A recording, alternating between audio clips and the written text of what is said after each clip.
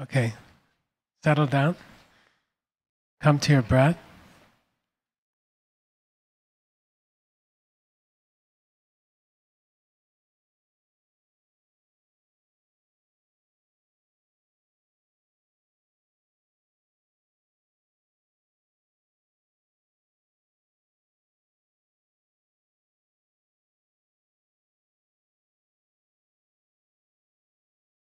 Come to your breath. Be very still. Don't move.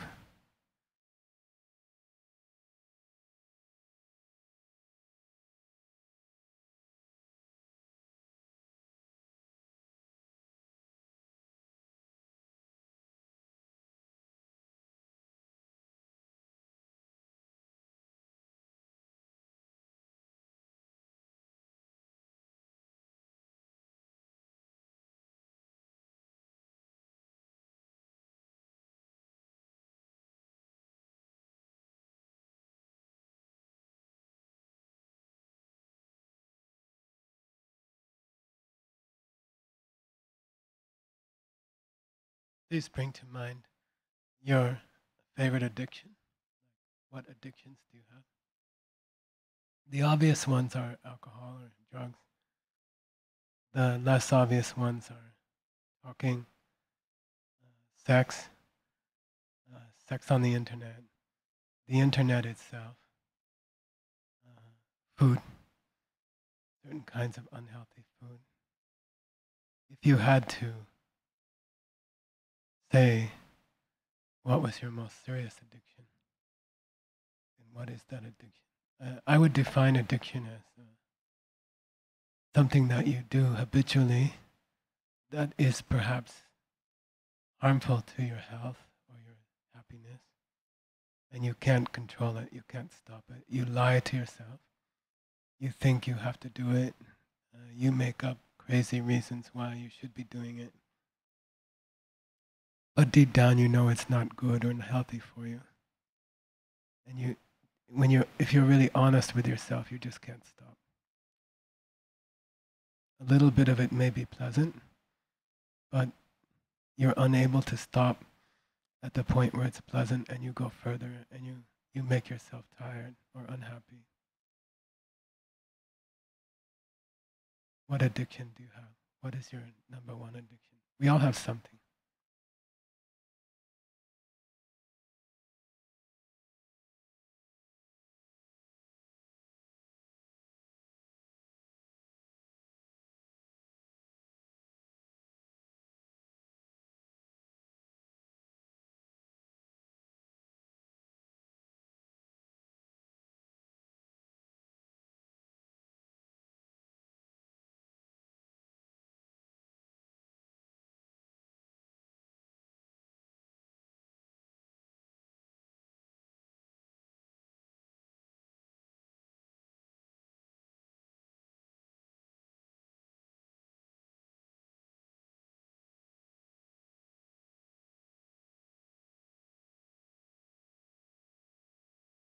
When was the last time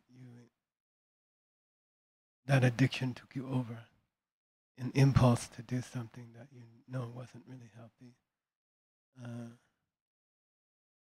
Try to remember the last time this addiction played itself out with you.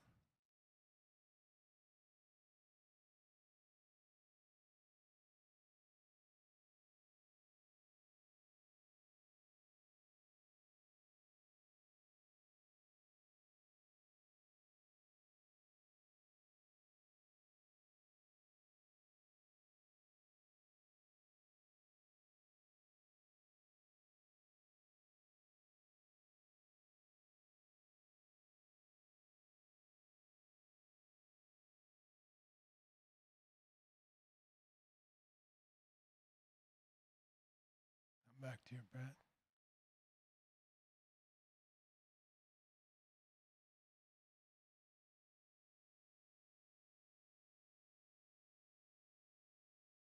And then when you're ready, open your eyes.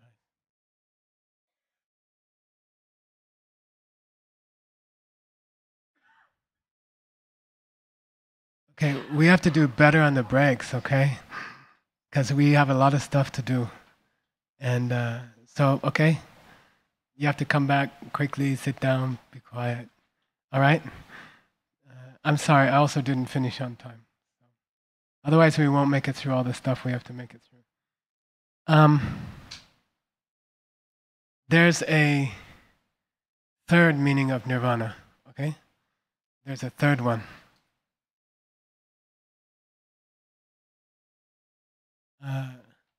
Van, the root va can also be seen as van, which means to conquer or to win. It's still a long A, va. And there's a book, if you're interested in Sanskrit, there was a great scholar named Dwight Whitney from Yale. He lived in the 20s, I think. He taught my teacher,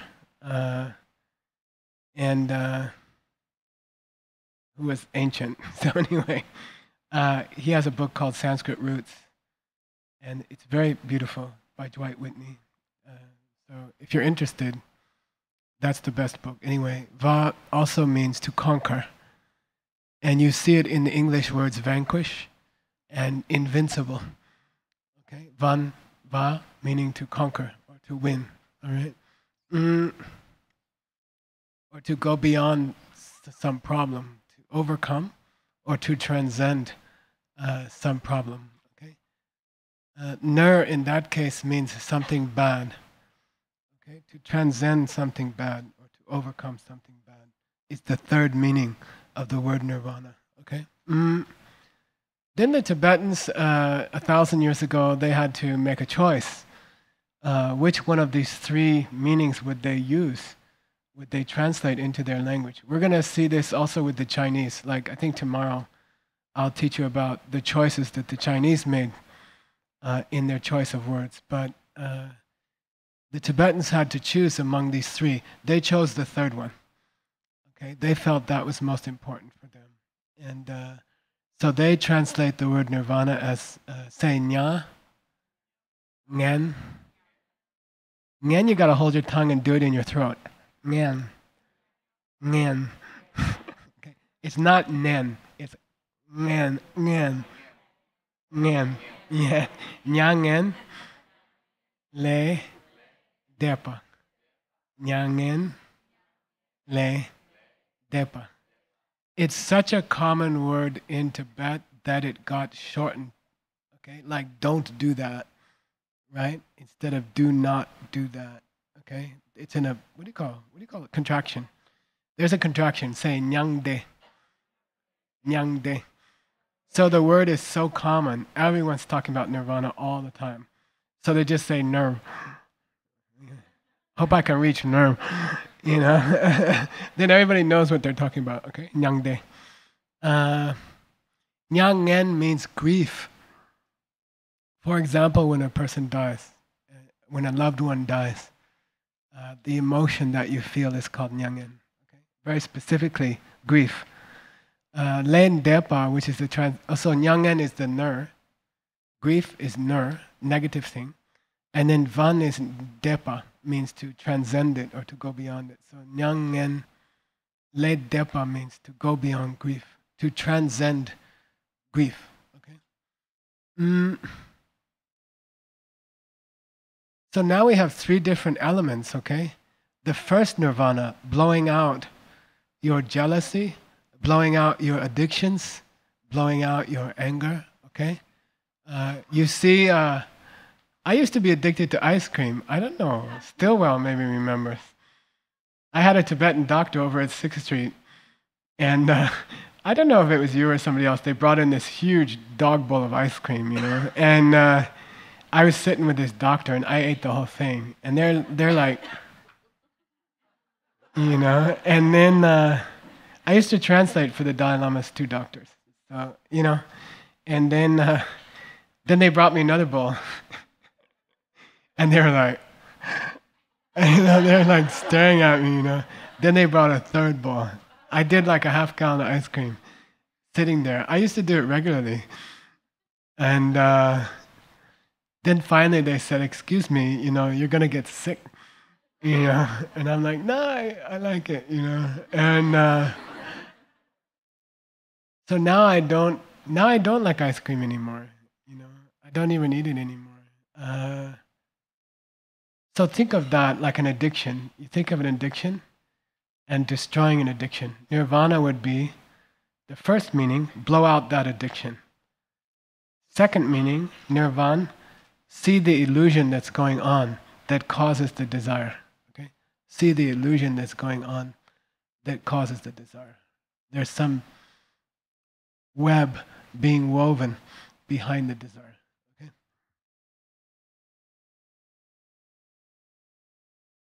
You don't get good taste and good feeling of the things you enjoy to eat by eating them. You enjoy the things you most enjoy to eat and drink because you share them with others. Okay? The seeds for true enjoyment of ice cream or a cocktail or anything else, the seeds come from serving others and providing things to others. You see, if you like ice cream or you want to have that hit that you get from an addiction, right? Whatever it is, sex, attention, emails, if you want that hit, it doesn't come from consuming, it comes from sharing. It's very interesting. Then sooner or later you can get the hit without the stuff.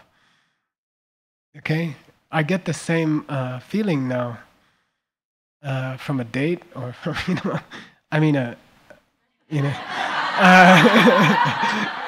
and so it's not coming from the ice cream, it's coming from sharing. Okay? And the web, the illusion is to believe that consuming the ice cream is what brings you the pleasure, and it's not true. Okay? It's not to deny the pleasure. The pleasure is real, and the pleasure is desirable, and you have a right to your pleasures that don't hurt other people, right? You have a right to those pleasures. You should have pleasures, right? But you don't get them by consuming the ice cream.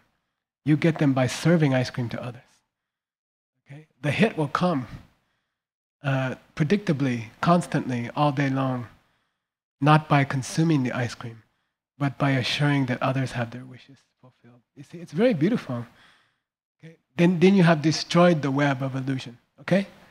You got to you got the kick from ice cream. You got to the point where you got the kick from ice cream without the ice cream. Okay? That's nirvana, right? You blew out your old desire. How? You destroyed the web, the illusion about the ice cream. What's the illusion? That the kick from the ice cream is coming from the ice cream. It's not. And the more you consume ice cream to get that kick, the less kick you will get. Because consuming it isn't what gives you the kick. It's sharing it. It's providing others what they enjoy is what really gives you the kick. And you can skip the ice cream after a while.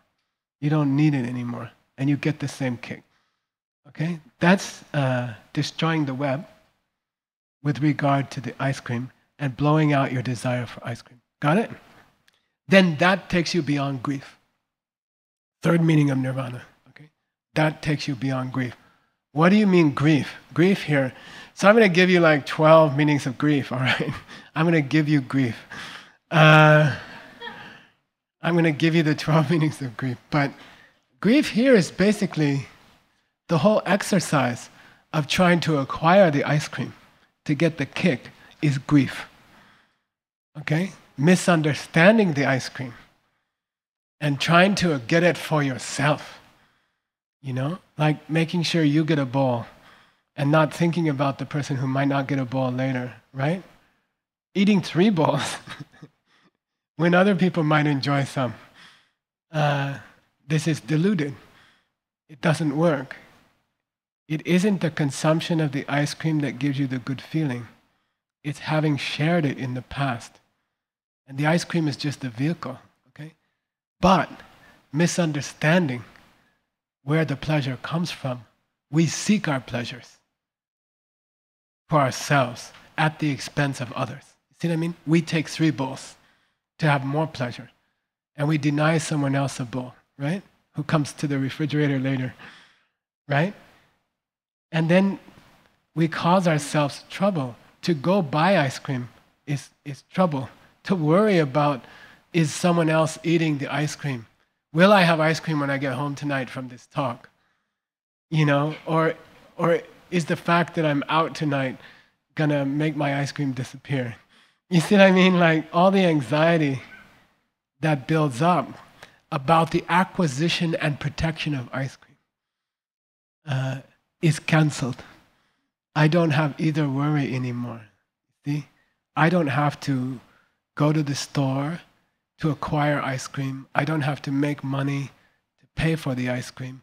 And I don't have to protect the ice cream after I acquire it, because I get the kick without the ice cream.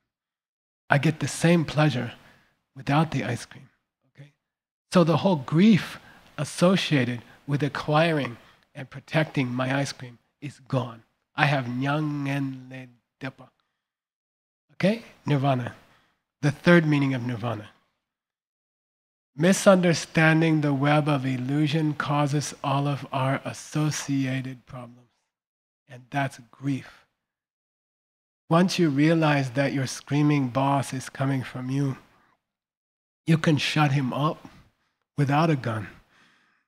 Okay? I have friends, they work in the post office. The post office, they hire ex-military people. They're required to. Veterans, you know. So there are always these terrible shootings at post offices. And I grab those guys, I say, look, you don't have to shoot your supervisor. Just change the seats and they will get transferred. Or they will quit the post office, or they'll have a heart attack. Okay?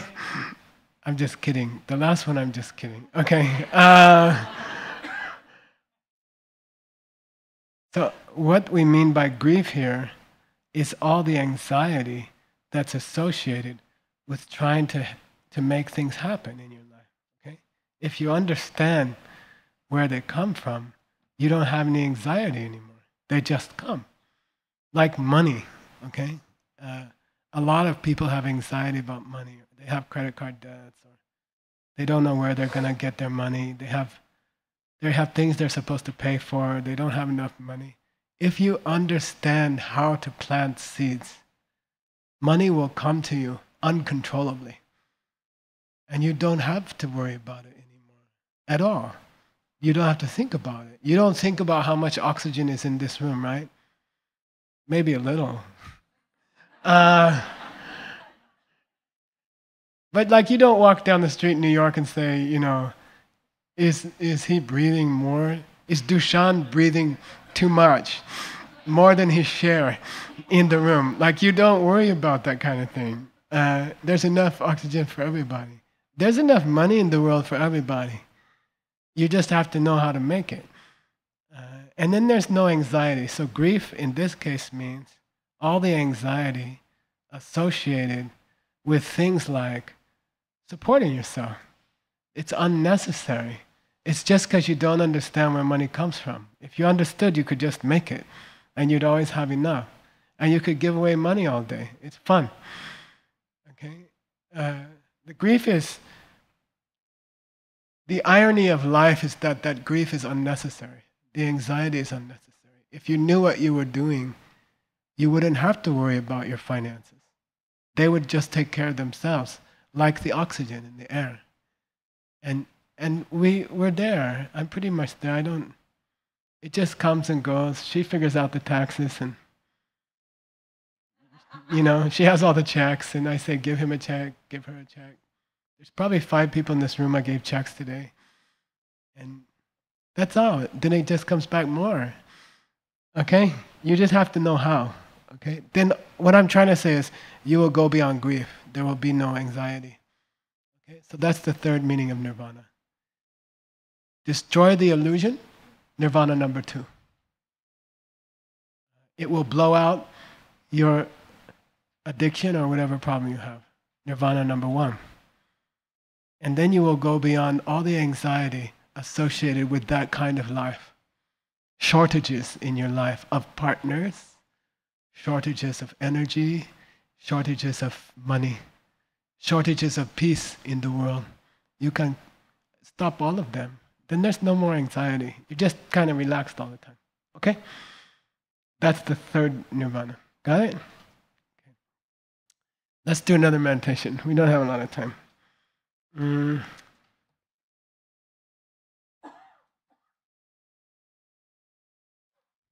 Please sit up straight, close your eyes. Fidget desperately for 30 seconds. Fidget. Good. Okay, fidget. Yeah, good. Now stop. Okay.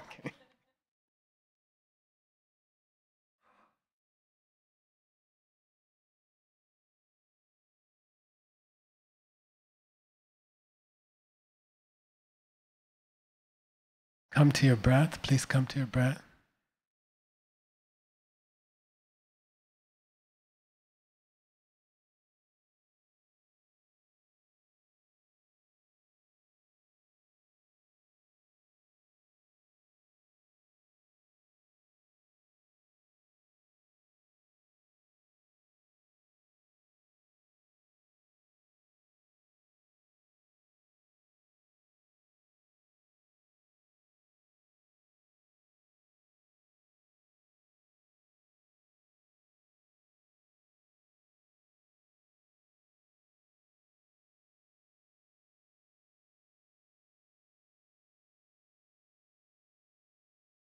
And please bring to mind the last time you felt overwhelmed by being too busy. You had too many things to do. It happened to me yesterday. I actually got sick, physically sick, threw up from being too many pressures and too much to do. So, when was the last time you felt like you were so busy and so much to do that it was almost unbearable? Too many things. When was the last time?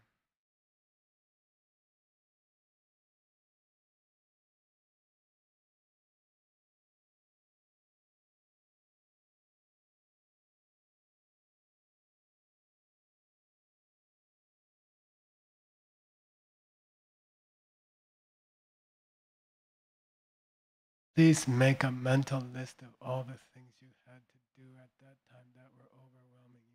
How many items on the list? Count them. Responsibility, promises, engagements, duties, commitments.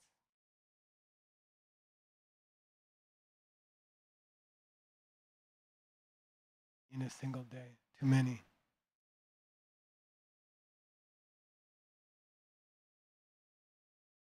List them. Keep count.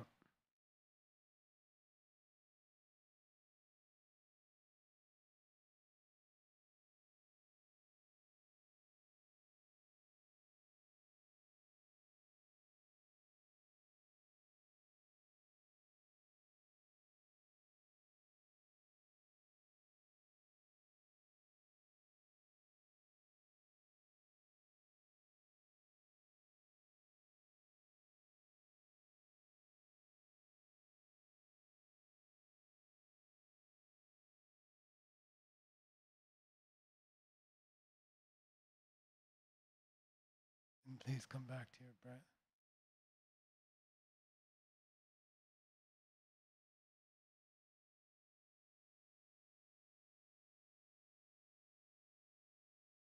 And then when you're ready, open your eyes.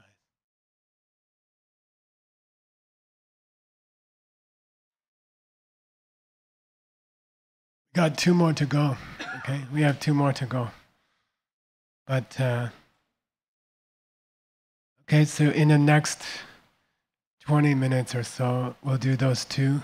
But I want you to start, considering which one is most desperate. Okay? Which one is most serious? Is it the jealousy? Is it getting upset?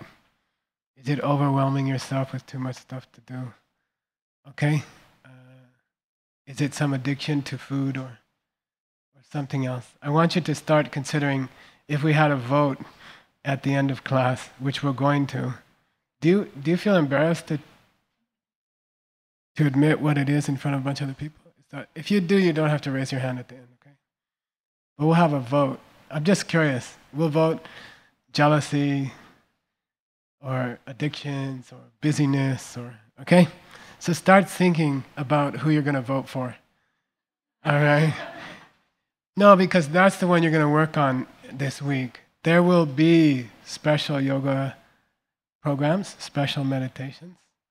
They will start tomorrow, right? Does everybody have a list somewhere? You got a schedule? Is it split up per klesha? No. Yeah. So apparently you do you have a schedule? Did you get that? Did everybody get that? There are classes going on throughout Manhattan, and there's some other country called Brooklyn, and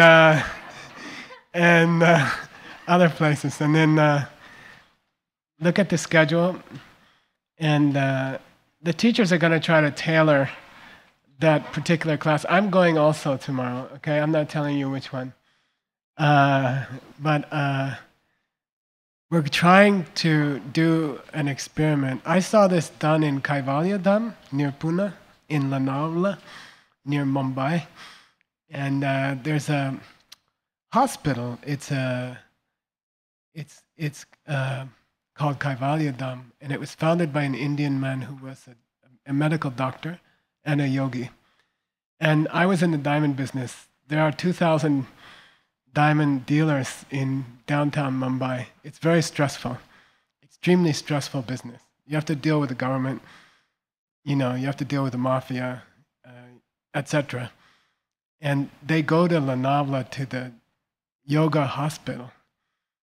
It's like an hour from Mumbai. They built a highway. The diamond people, it's one of the only good highways in India.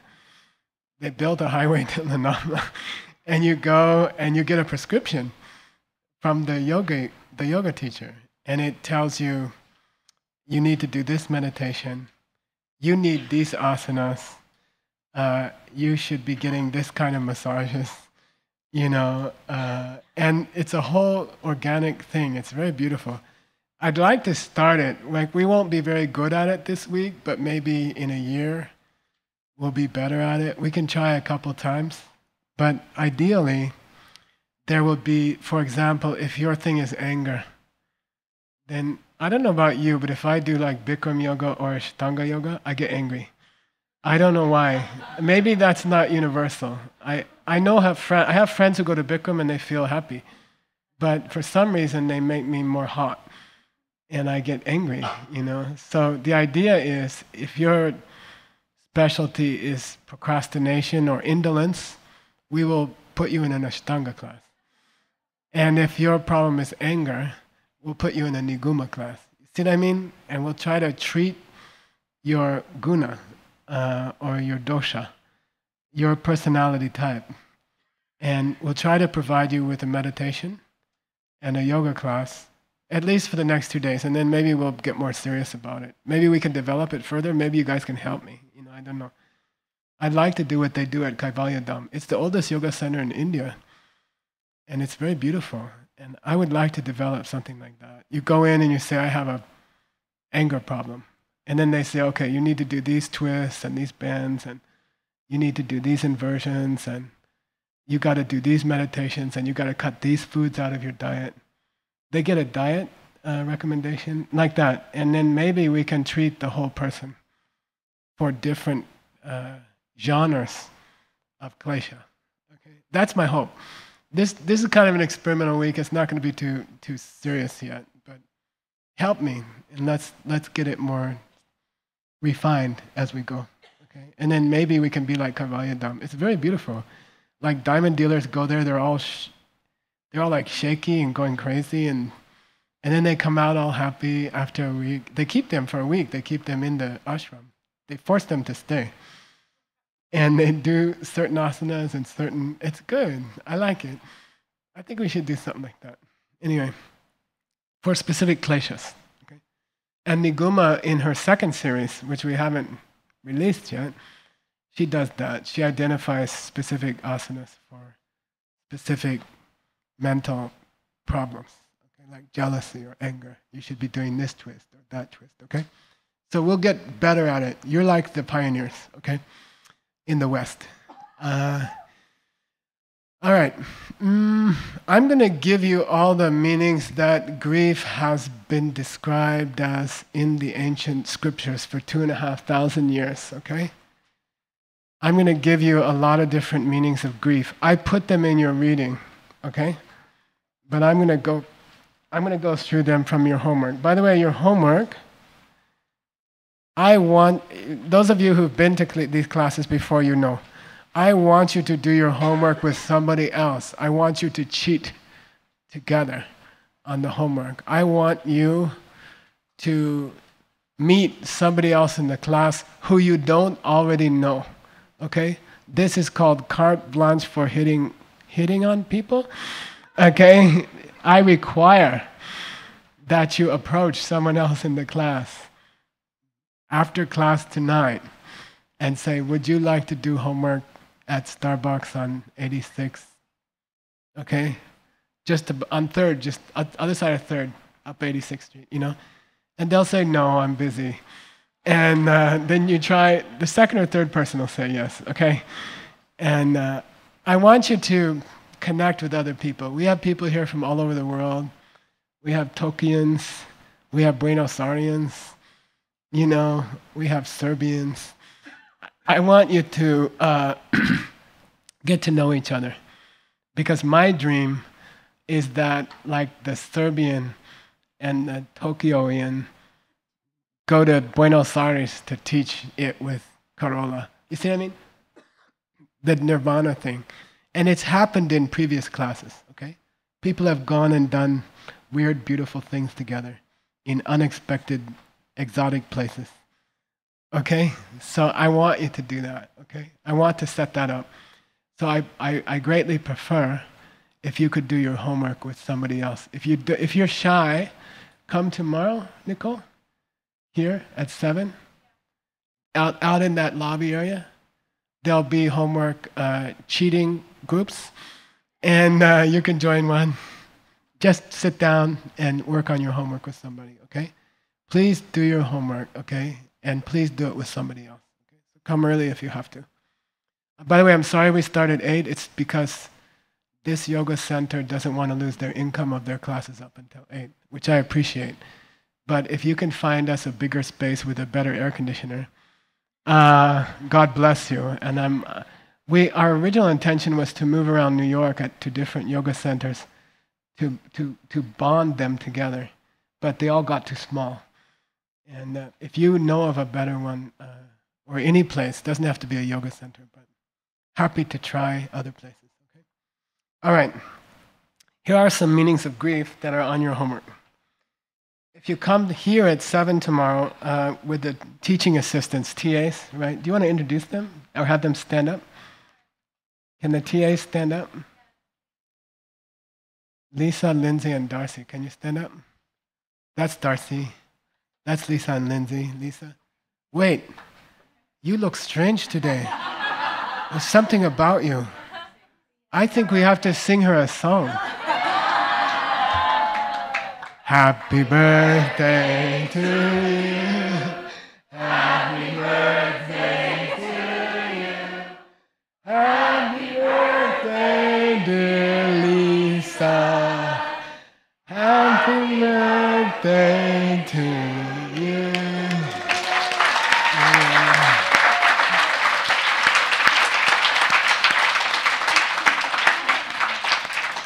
Her friends are bringing the cake tomorrow. Somebody asked me, how many students you want, Geshe? I said 365, with different birthdays. Okay. So here are some different meanings of grief. Okay, here we go. There's a Lama named, did you have any more? Okay.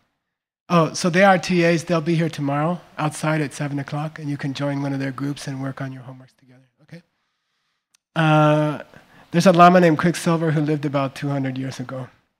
He said, he gave the classic meaning of grief. He said the feeling you have when you lose your child, when your child dies. Okay? Which is, there's nothing like that. There's nothing like that kind of pain. My brother died while my father was still alive, and I saw what he went through. And it's an extraordinary kind of pain. Okay? Now I'm going to quiz you, okay? I'm going to give you what?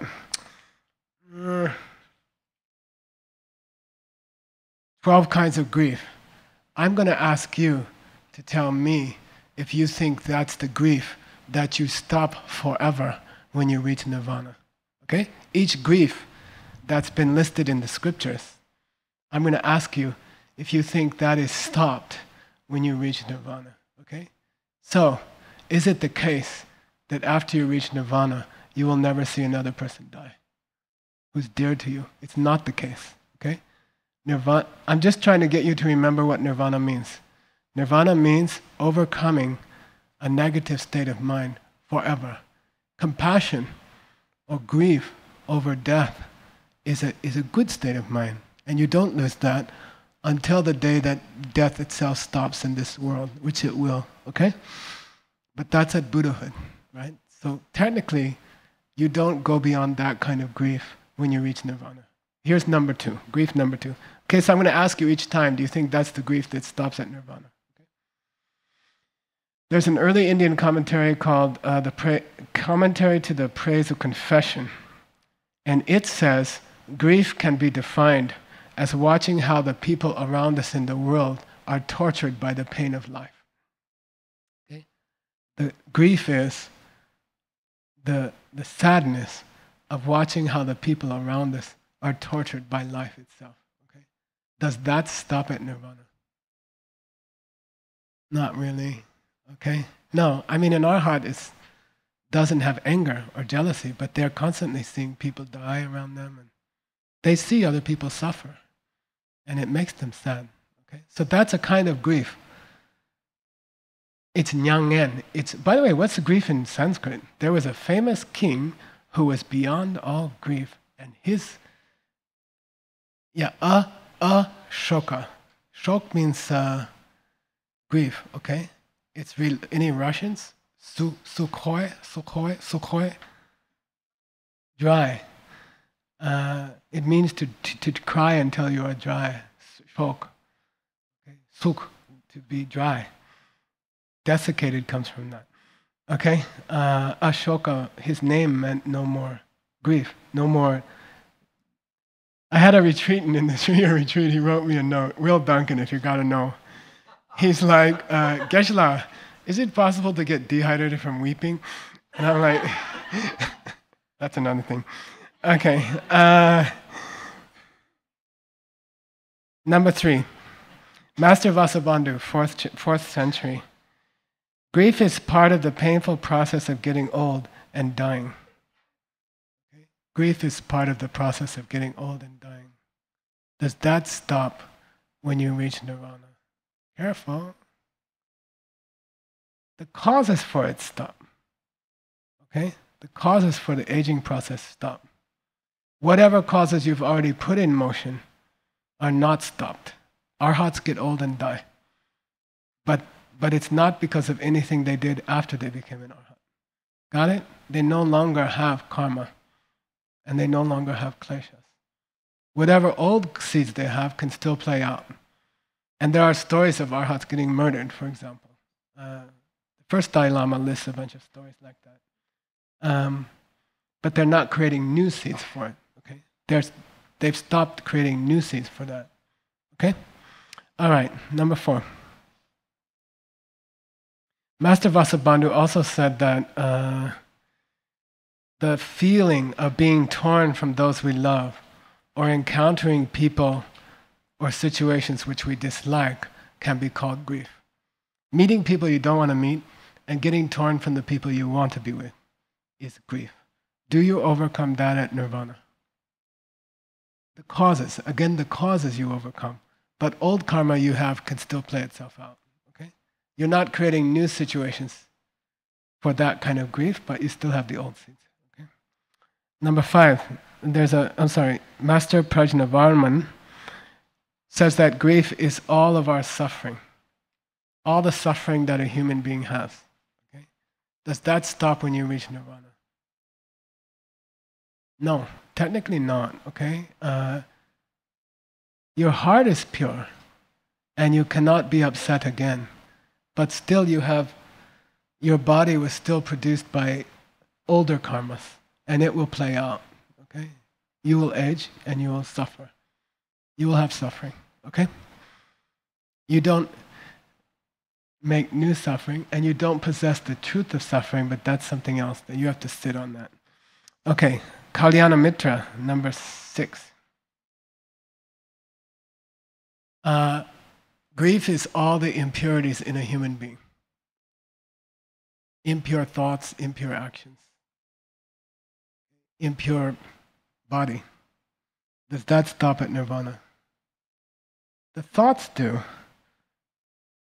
The actions do. But not the impure pieces of you that were already produced. Okay? Those stop at enlightenment, and the body turns to light. Okay? All right. Next one. Now we get into some descriptions by Lord Buddha himself. Okay? These last 6. Grief is the pain of desiring the 6 objects of the senses in an ignorant way. For example, ice cream. Okay? Is it wrong to enjoy ice cream? No. Do arhats enjoy ice cream? Yes. I had this epiphany when I was in. People say, "Are you tight with the Dalai Lama?" I say, "Yeah." Then they say, "So like, when was the last time you saw him?" I'm like, "We had dinner together in Washington D.C. not long ago." And they're like, "Dang, how many other people were there?" And I said, "No, like 500." And so I was on table 37. He was on table 98. We could almost see him. And, I was like, this was some fundraiser. There were like 500 of us at dinner with the Dalai Lama. And I'm like spying on him like everybody else in the room. Like, they're not eating exactly. They're like waiting to see how he eats. And they brought the food out and they put it in front of him. And he's like, and he, and he's like laughing. He's like eating, like, then he had seconds, and I'm like, dang, he's enjoying the food, Like he doesn't take one pee and go like this, And of all the people in the room, I think he enjoyed the meal the most, So arhats enjoy, okay? They do have enjoyment, all right? For the objects of the senses, but not ignorant enjoyment, okay? What would ignorant enjoyment be? Eating 3 bowls of ice cream and not leaving any for another person would be the ignorant enjoyment of ice cream, okay? Why? You won't get more, okay? That's dumb enjoyment, okay? Wise enjoyment, His Holiness calls it enlightened self-interest, would be to share the ice cream. Leave a couple bowls in the fridge for the next person. And that's the enlightened enjoyment of ice cream, okay? There is an enlightened enjoyment of ice cream. You don't have to stop eating ice cream, okay? I know David Life would get mad at me, but that's okay. Do you get rid of ignorant enjoyment when you become an arhat? Yes. Okay? So there, we hit what nirvana is, okay? They are not capable of misunderstanding ice cream anymore. The biggest klesha that you overcome on the day of nirvana is misunderstanding the ice cream. Okay? That's the final klesha, and it's the source of all other kleshas. It's misunderstanding the web, the weaving of illusion. And that you stop at nirvana. That stops at nirvana. You will never again misunderstand where your yelling boss is coming from. And you will never again be capable of getting angry at them. Okay? That's nirvana. You cannot reach nirvana and still have that misunderstanding. So they are simultaneous. The day that you finish off, it's called chungu chungu, the subtlest form of your misunderstandings, you reach nirvana. And it's not possible to be upset with someone anymore. Because you see they're coming from you perfectly. Okay? So nirvana and the end of avidya, of misunderstanding your world, come at the same moment. It's very beautiful. Okay? If you understand where all this stuff is coming from, you won't have those 6 kleshas. We got to do another klesha fast. Wait, what's the next klesha? Oh, you want me to finish these? Let's go fast. It's in your reading. Grief is being surrounded by things and people that pass away from your life. I'm going to go a little bit over. Is that okay? Sorry. Do you stop that at Nirvana? Do you never lose loved ones and things you enjoy after you reach Nirvana? No, you still keep losing, because you still have old karmas. You're not making new ones, but you still have old ones, okay? Grief is a place of ignorant liking, ignorant disliking, and the ignorance behind them. The middle of the wheel of life, which we'll get to tomorrow maybe, the pig, the snake, and the rooster, okay? The 3 root misunderstandings. Do they stop at Nirvana? Yes. Do you stop the wheel of life at Nirvana? Yes. Okay? You stop samsara. You are stopping samsara. No more spinning of the wheel. You are no longer turning the wheel. Okay? We'll get to that tomorrow. Grief is pride and all your other negative emotions. Are those overcome at Nirvana? Yes. That's what Nirvana is. No more pride, no more jealousy, no more anger, etc. Okay? All 84,000 stop at Nirvana. Grief is a world in which there is conflict between people. Do you overcome that at Nirvana? No. Okay? Our hearts are watching the world blow itself up and they can't stop it. Okay? I mean, they will eventually, but not until they're enlightened. Okay? Last one. It is a place where we make things into things. Grief is a place where we make things into things. Do you stop that at Nirvana? Yes. Because making things into things means making ice cream into something that came to you because you bought it. Okay? Ice cream that you bought at the store. You are creating a fantasy. There's no such thing. If you had not shared ice cream in the past and you went to the store with your money, there wouldn't be any to buy. Okay, got it? You don't get ice cream by money. You get it by sharing, okay? Not eating the last bowl. Okay, we got to go to one more klesha or else we can't have a vote. And let's just skip. Judging other people, spend 10 seconds. Okay, this is my new meditation posture.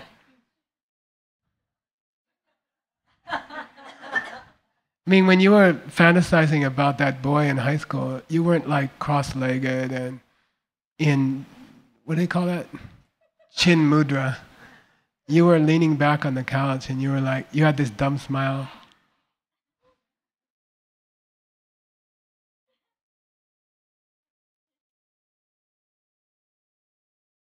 Have you judged other people in the last few days? Do you have a problem with it? Do you make assumptions about people that turn out to be completely wrong? And you make a fool out of yourself regularly? Okay, skip that one. Next one, procrastination. I might call it, in my case, I would call it willful misprioritizing. I know I'm supposed to be doing something before the other thing, but I enjoy the other thing better. And I do that first. Do you have a problem with that? Do you put off things that you should be doing and that you know you should be doing? So actually, it's like a person who reads the cancer warning on a cigarette package and smokes it anyway. It's illogical. I should have done that before that, but I don't enjoy that so much. Taxes. Okay, that's enough. 2 more things, okay? We gotta have our vote, okay? I'm gonna repeat the candidates, okay? I'm just gonna repeat the candidates, okay? I'm not saying you have to vote for mine, okay? You might wanna write down a note, okay, as it goes by. Is it jealousy? Is that the one that ruins your day?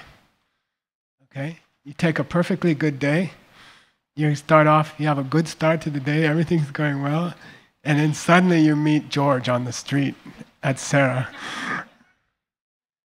Is that your problem? Is it anger?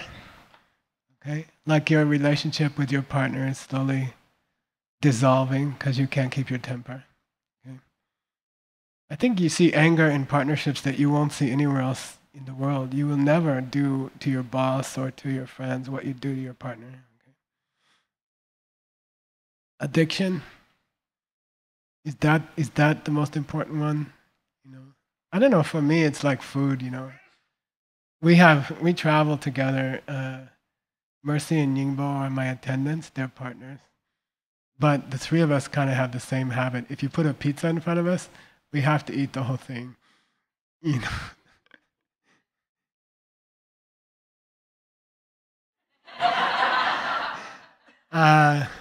Busyness, are you like, you just, and I think typically you blame it on other people, they're giving me stuff to do, but really you just enjoy. It's sort of an adrenaline thing, and you get addicted to it. If you've been in a corporate life, executives get addicted to it. They can't be still. They can't sit still. They need to have more challenges, more impossible tasks. And they do it to themselves. We all do it to ourselves. Busyness. Judging other people. God knows what other people are thinking. How do you know? Right? Who knows? If the guy's an opera expert or not. Who are you to say? And then procrastination. Okay, you got it? You ready to vote? Okay, I'm not going to count. I'm just curious, okay? And then whoever wins your vote, if you have time, try to go to the yoga class or try to go to the meditation, which relates to that one, okay? And we'll get better at it. This week is sort of experimental, and I think we have to refine it. So you ready? Jealousy? Dang, I thought more people had that problem. Now I'm jealous of all the people who don't have it.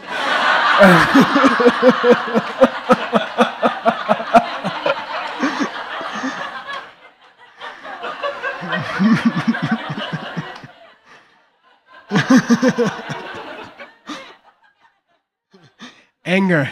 Who votes for anger? Oh my gosh. Okay, all right. Anger is making a good show. Addictions. That's pretty good. Probably just more angry than addicted. Okay. Busyness. It's New York. Okay. All right. I don't know. They're pretty. You gotta tell Lama Kimberly we did pretty good. Okay. Judging other people. I think we all do it, but we just don't admit it. Okay. Procrastination, misprioritizing. Ooh. Okay, good. How many people are perfect? I get jealous of you. Okay. Okay, so I was going to have you put it on your name tag. I was going to give you a name tag. It was going to say, Geshe Michael Jealousy. We have green name tags. But let's think about it, Nicole. It might be embarrassing. I think it's good to be embarrassed about your worst klesha. Then maybe you do something about it. Next year you just put perfect. Okay, but keep it in mind, okay? Don't forget who won your vote. And that's going to be the one we're going to work on. And you will be happier by the end. That's the whole point of having these classes, isn't it? You will be a happier person. Last thing, okay? Somebody asked Lord Buddha in the Sutra of the Great Nirvana, they said, can you just summarize what is Nirvana? What is your highest position on the meaning of Nirvana? And he said, Lord Buddha said, Nirvana is happiness. And that's all. Okay? If you are practicing well, if your yoga is good, if your meditation is good, if your study is good. My first Lama, Geshe Ngowan Dargye, he said, the the indication is that you feel happier day by day. Okay? The indication that you are practicing a spiritual path is that you feel happier day by day. And if you don't feel happier, you are not practicing. Okay? If you don't feel happier this month than last month, and if you don't feel happier this year than last year, you're not practicing. Something's wrong. Okay? If you're not happier with your life, if you're not happier with yourself, if you're not happier with your relationships, if you're not happier with your career and your work, then you're not practicing. There's something wrong with your practice, okay? And you have to fix it. So Lord Buddha defined nirvana simply as happiness. And I think we should think about that, okay? I want you to be happier by the end of this program than you are now, okay? And that means we did the right thing. We're doing something good. Your life should be increasingly happier, brighter, more sunshine, more magic every day. And if it's not, there's a problem. And I don't mean you're evil or you're deficient or you should have low self-spiritual esteem. I'm not saying that. I'm saying we got to get you back on track. And it's not a big deal, okay? We're going to work on your favorite klesha, and we're going to chip away at it this week, okay? And I want you to be happier in a month than you are now. And that's the whole point, isn't it? That we all become happier and happier, okay? That's what Buddha said. That's your last homework question. All right, we're going to dedicate the karma, okay? Mr. Stillwell, would you mind? Okay.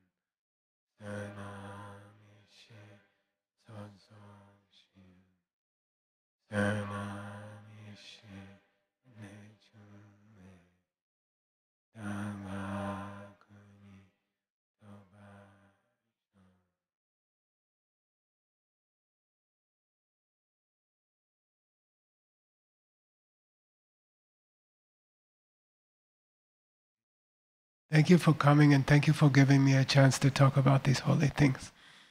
Because it makes me work hard and think about them and apply them to myself. So I'm very grateful for that. If you don't know the prayers at the end, don't stress about it. Are they in the notebook? We can give them to you, okay?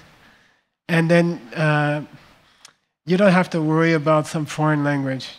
You can just sit there and bathe in the chant. The idea is that you are giving away the good karma to the city of New York, to everyone in New York. Okay? They didn't get here, but you are sending them the good karma you made. You are banking it. Okay? That's the meaning of those prayers. All right. Good night. See you tomorrow.